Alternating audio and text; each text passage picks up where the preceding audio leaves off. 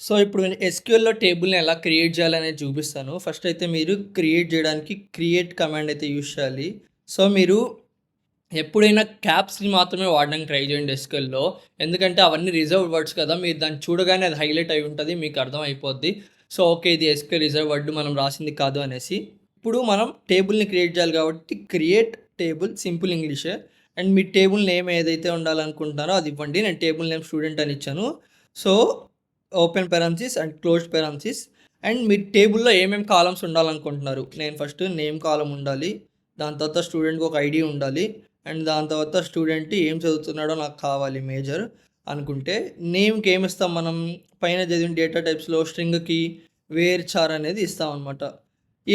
వేర్‌చార్‌కి బ్రాకెట్‌లో మనం ఒక నంబర్ ఇవ్వాలి. అంటే వేర్‌చార్ అనేది ఎంత లిమిట్ వరకెళ్ళొచ్చు అంటే ఇప్పుడు మీరు ఇన్ని రిక్వైర్డ్ క్యారెక్టర్స్ అని ఉంటది కదా! సో, అట్లా ఎన్ని రిక్వైర్డ్ క్యారెక్టర్స్ కావాలి అని అంటే మినిమమ్ 1 నుంచి ఉండొచ్చు.